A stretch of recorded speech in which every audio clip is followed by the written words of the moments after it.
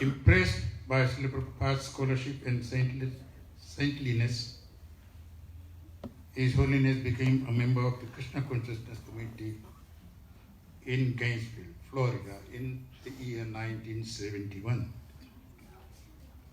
And shortly thereafter, he was initiated as Srila Prabhupada's disciple. In 1972, he began traveling throughout the United States, distributing Srila Prabhupada's books and lecturing in colleges and universities. This continued until 1974, when His Holiness became directly involved in publication of Srila Prabhupada's books in English and in Spanish. In early 1978, His Holiness Bir Krishna Goswami Maharaj entered the renounced order of life, there is sannyas, in Lima, that is in Peru. In 1975, this is correct? 1975, last time I made a mistake. In 1975, he began to work on the GBC Governing Body Commission. 1995. 1995. In 1995, began to work on the GBC Governing Body Commission. At present, his zone includes Fiji and Slovenia. Thank you very much. His Holiness Bir Krishna Goswami Maharaj ki Jai. Prabhupada ki jai. Yep, cartel. Thank you very much, Govardhan, for inviting me here and giving such a nice introduction. Okay, Anna.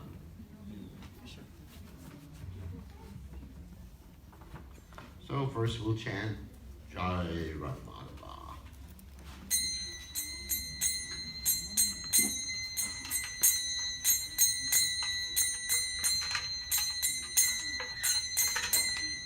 Jai Radha.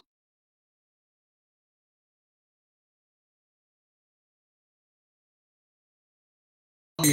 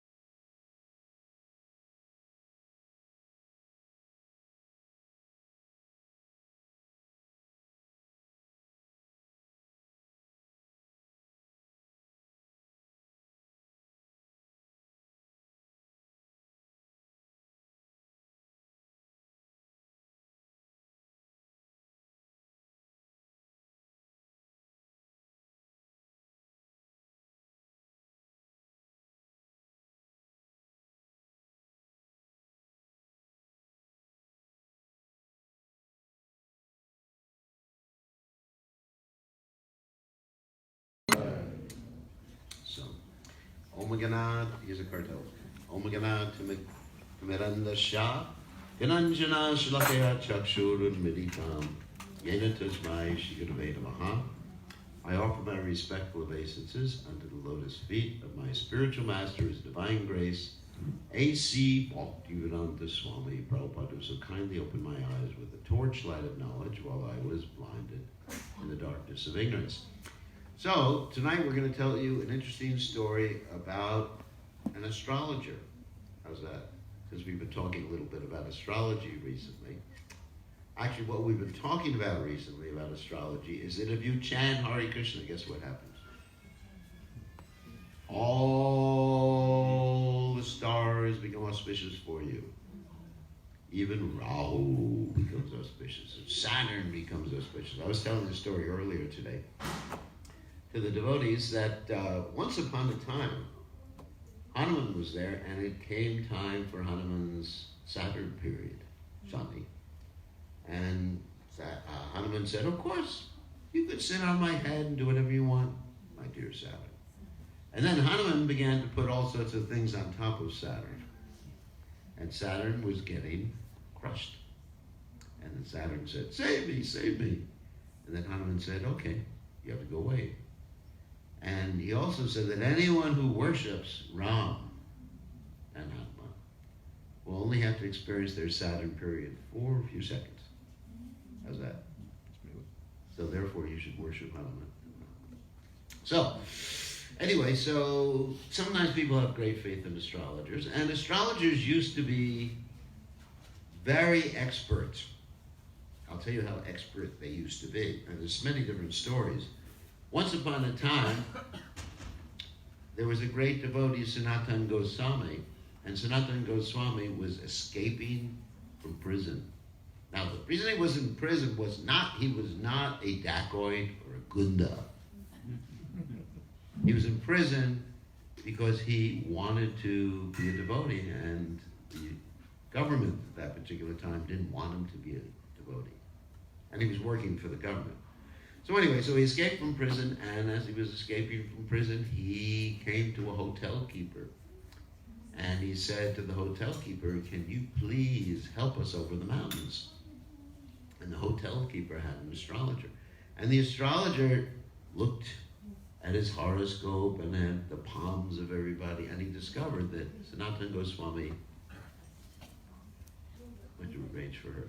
Sanatana Goswami had 8 gold coins with him, which Sanatana Goswami didn't even know about because the servant was carrying those 8 gold coins. And so Sanatana Goswami went to the hotel keeper and said, you can have the gold coins. Just take care of me. And the hotel keeper said, normally we kill people, but since you're giving us the gold coins, we'll help you over the mountains. No problem. So that's one instance of an astrologer, a successful astrological prediction. Another instance is in the case of His Divine Grace A.C. Bhaktivedanta Swami Srila Prabhupada. And when Srila Prabhupada was just born, they did the birth ceremony, Namakarana, and the astrologer calculated his life and said, at the age of 70, he will cross the ocean and preach Krishna consciousness and open up 108 temples.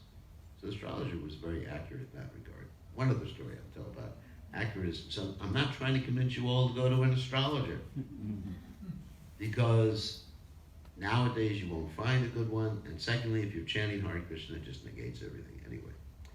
So another story is, once upon a time in Bengal, there was a king who was also a gunda, a dacoit. And this king, he had expert astrologers who basically told him who has the money, where the money is, where the gold is, etc. So, once upon a time, there were devotees, 3 devotees, who were coming from Vrindavan carrying the books of the Goswamis. And there was Shamananda, Narottam Thakur, and Srinivasacharya. And they were carrying it in the chest on a ox cart, because there are no cars or trucks at that particular point. This is over 500 years ago.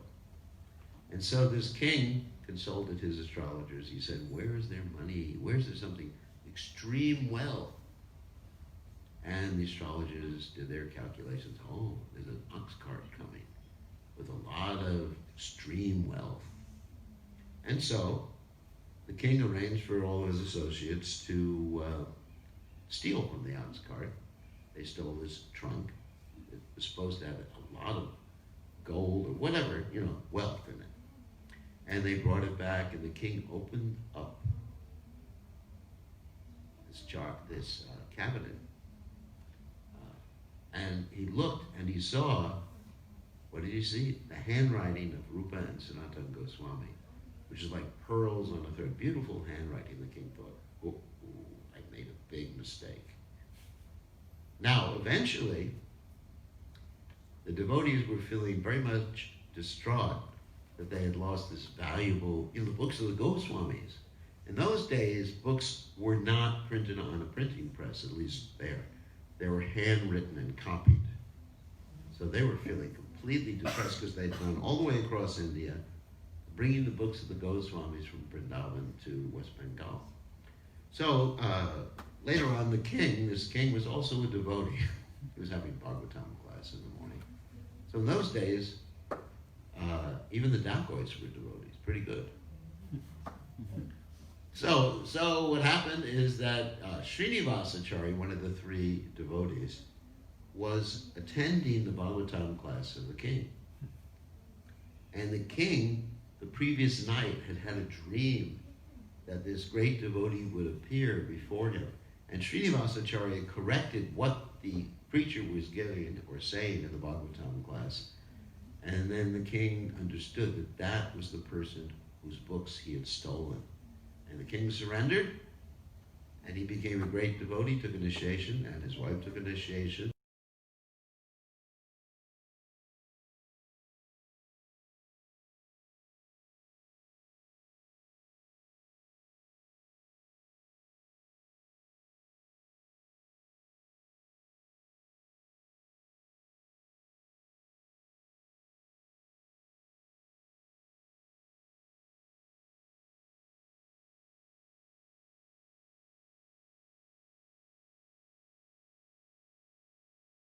Relates to our situation. And this is a story that Lord Chaitanya told to Sanatana Goswami. Astrologers are sometimes known as Sarvagya, which means someone who knows everything. Sarvagya. And in this particular story, the astrologer is a metaphor for the guru. Because the guru is also Sarvagya. What we mean by Sarvagya is not that he knows all the details of everything. Like you may ask the guru, how do you fix your car? And the guru is not going to know that. Or maybe he will know it, but not necessarily. But he knows the purpose of everything. I mean, what's more intelligent to know the details?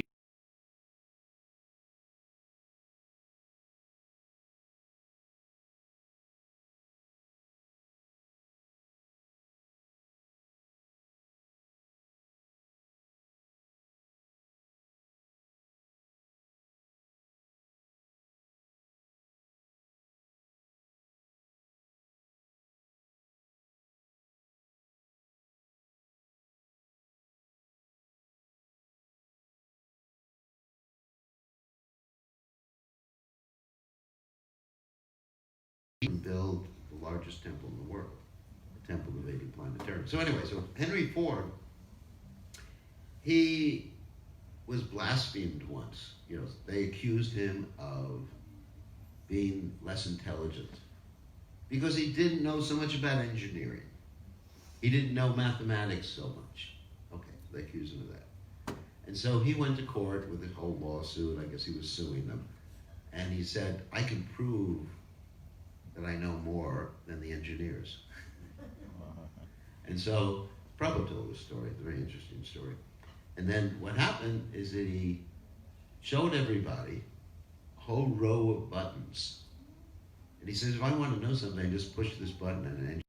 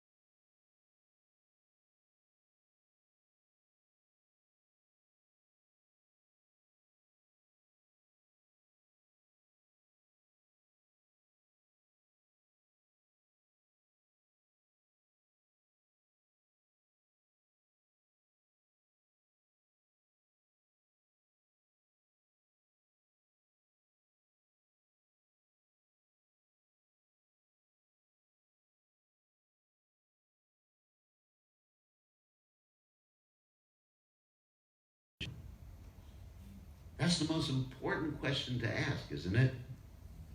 KME. Who am I? Because we don't know who we are. We think, what do we think? We think, well, I'm Fijian or American or Indian or whatever. I'm male or female. I'm a human being. But that's not who we are, is it? Because these are temporary upadhis or designations. As stated in the Vedic literature, Sarvapadi Vinir Muktam Tad Puratrainanyam.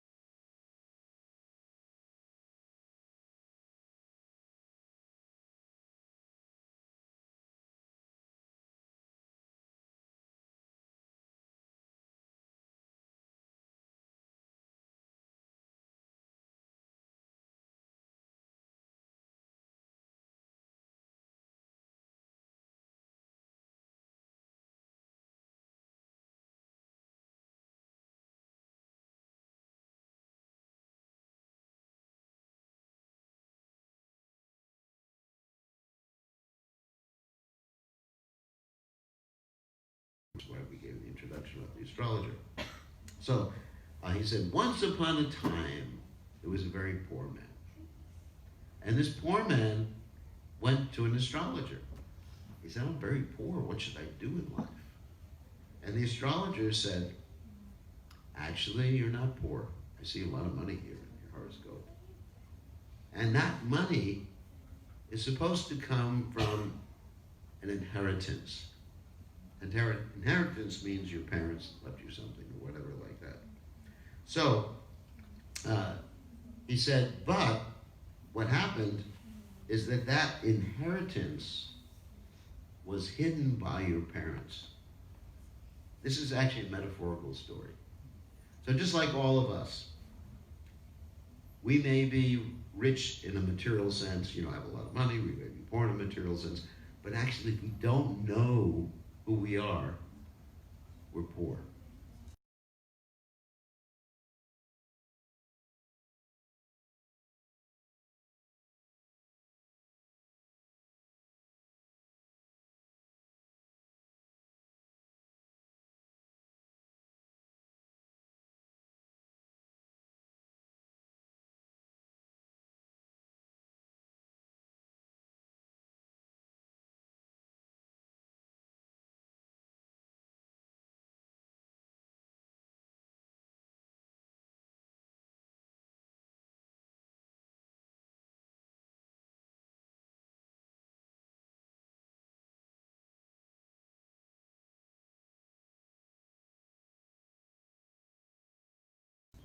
Of spiritual advancement from one lifetime to another. Everything else you lose. So you should keep your wealth or you could just have the type of wealth that you don't lose. So this is a metaphorical story. Anyway, so the astrologer says, basically, I can tell you where this wealth is. Because he's like the guru, remember? He said it's like the guru. And the astrologer tells him where the wealth is through three different branches of knowledge. One is called Sambandha, and one's called Abhideya, and the other one's Prayojana. So what that means, to put it in simple language, Sambandha means basically who you are. Abhideya means what you do about it. And Prayojana means where do you go once you do what you're supposed to do with the knowledge. So this is the guru. He teaches on all three levels. So in this particular level, the Sambandha with the finding the money would be, you have a connection with your father and he left you money. Then Abhideya would be where you look for it. And Prayojana is, you hit the jackpot. You have that word here? Hitting the jackpot? Hitting the jackpot. Okay, so then he describes where you're supposed to dig for this hidden wealth. And of course, we're talking about spirituality here. He says, don't dig on the sun.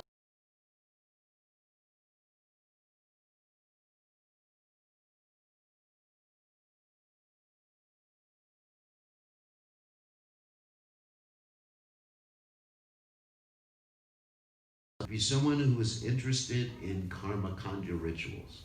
Karma kanja rituals means in the Vedas that you do different rituals for attaining either the heavenly planets or getting more wealth, material wealth in this world. And that's not where your real wealth lies. This is mundane morality. Just like, give an example of the Mahabharata of Yudhisthira Maharaj. He was into mundane morality when Krishna told him to lie. Krishna said to him,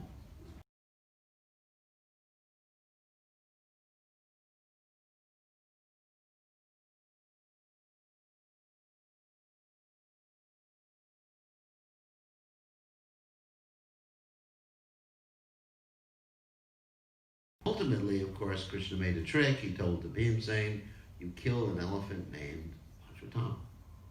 And then Yudhisthira actually misrepresented the truth, which is the same as a lie, by saying, Bhimsena has killed Ashwatthama, the elephant. So that's like lying at the same time not lying. And then as a result, his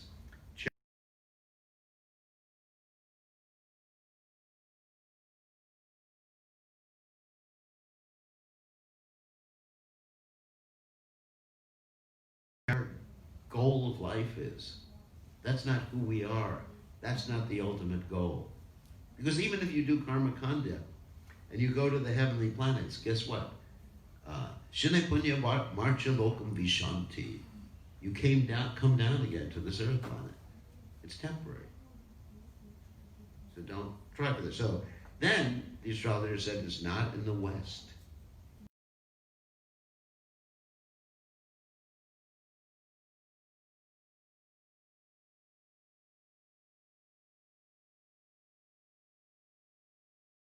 Concoction, just trying to figure things out, speculation, mental speculation, thinking I know, I can figure out what the absolute truth is. I will be, there's this word eclectic. Anyone's heard of that word before, eclectic?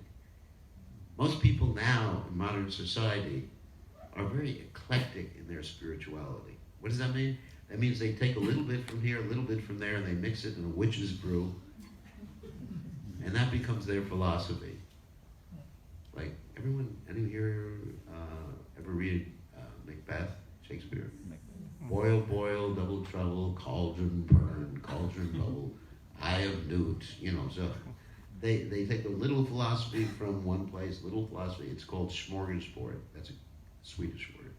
That means when you go to a restaurant, you pick different things up, whatever you like to eat. But that doesn't work either.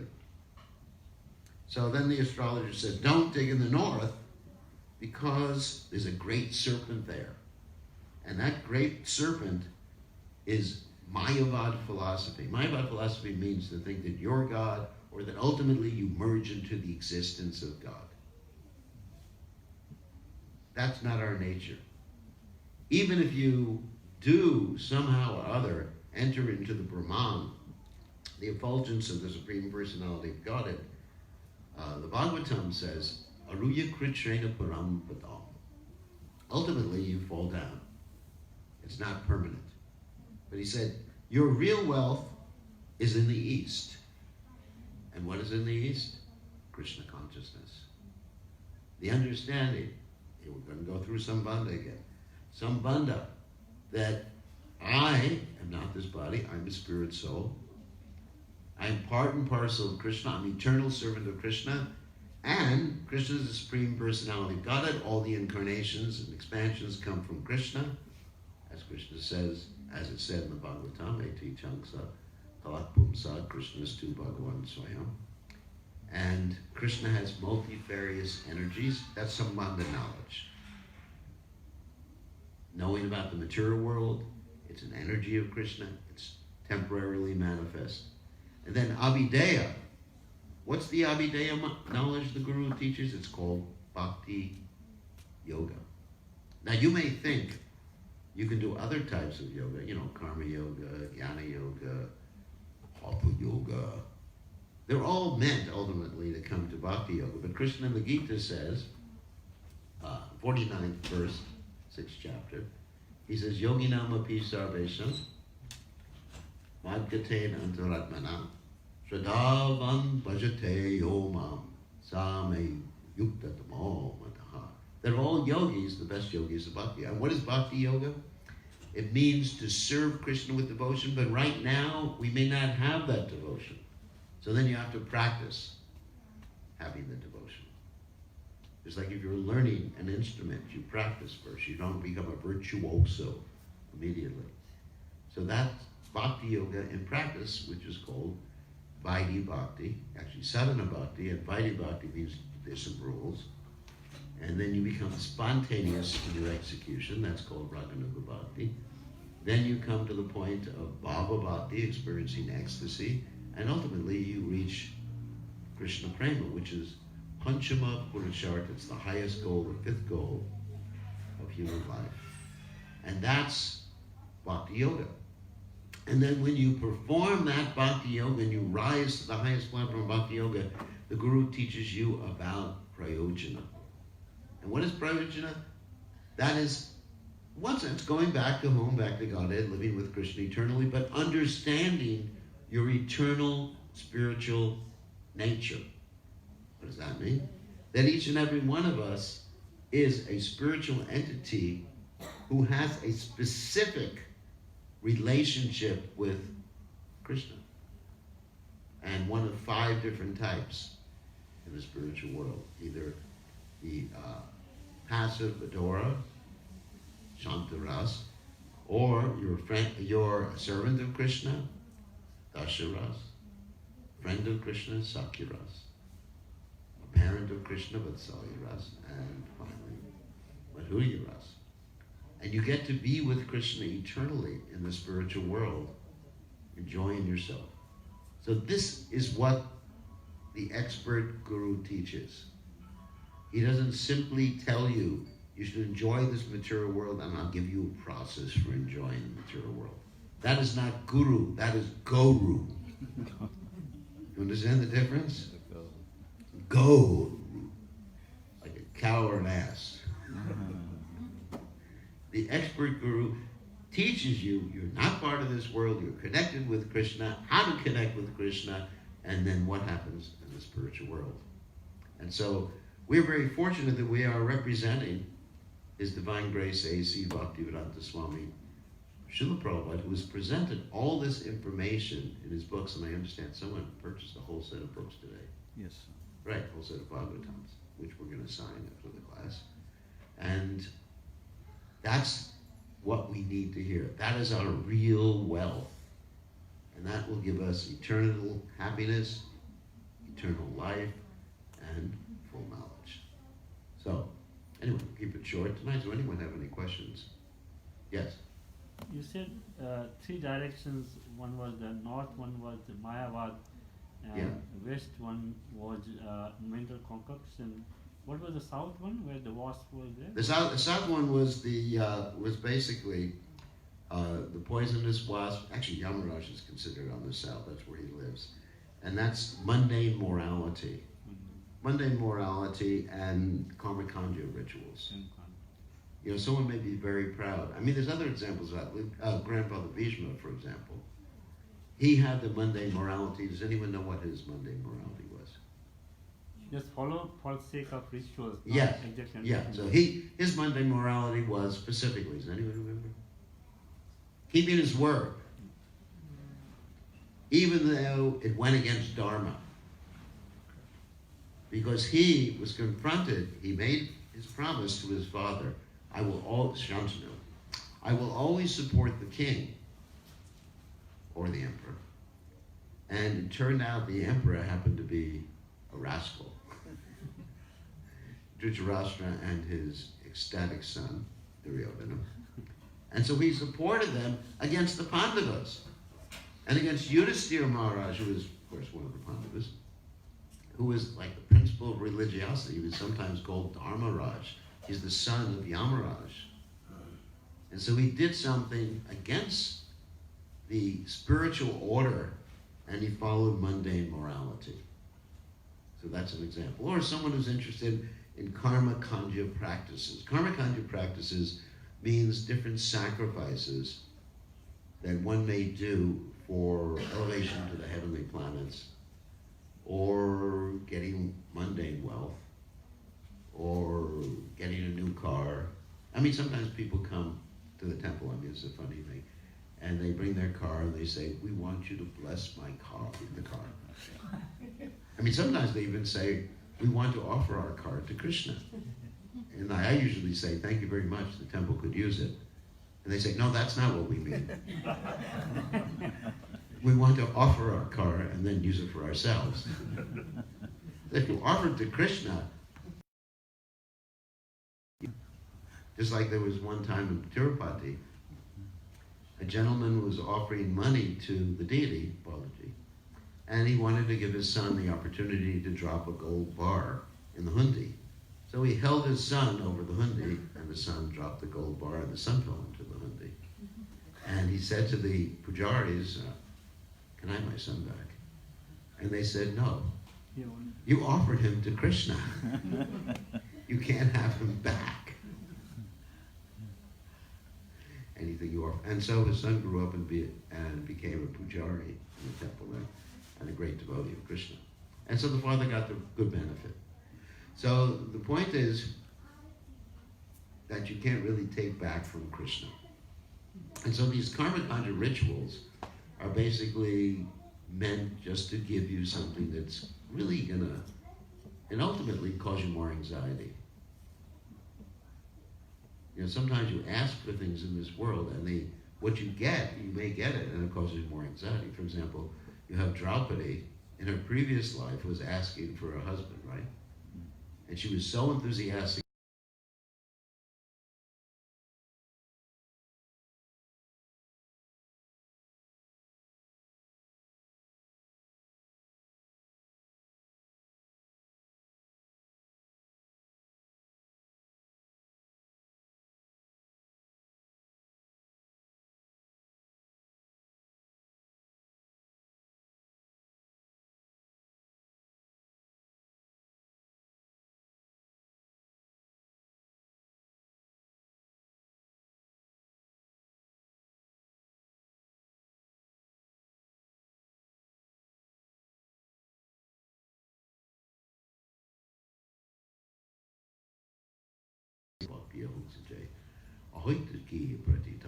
Superseded that. You want to be happy. Everybody wants to be happy. And the only thing that will make us happy is the satisfying the loving propensity that we have in our heart. Srila Prabhupada commented that when we invest our loving propensity in material objects, we become frustrated. Prabhupada said it's like shining a light into a box. It doesn't go very far. But when you shine the light, this is simply a metaphor again, when you shine the light into the sky, you can go on unlimitedly. So when you focus your loving propensity on Krishna and the devotees, of course, and the spiritual master and the spiritual world, then your loving propensity can be expressed unlimitedly.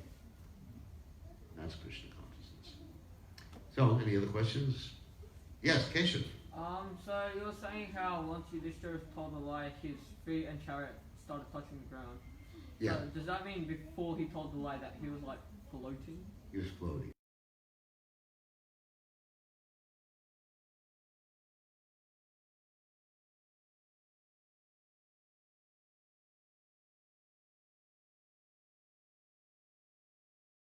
Either. There's that story of Nal and Damayanti in the Mahabharata, and also it's told in Ramayana, the full Ramayana, where Damayanti, she was so beautiful, all the demigods wanted to marry her. And she wanted to marry Nal. And so the demigods tried to trick her by taking the form of Nal. Anyone heard this story before? It's an interesting story. And so she looked, couldn't figure out which one was Nal. Then she saw that Nal was sweating. And the other ones weren't sweating, so she said, that's him. And she picked him. And the demigods were so upset that she had ignored them and picked Nal, that later on, both of them had to suffer. That's the whole story of Nal and Damayanti, which I don't have time to tell right now. So the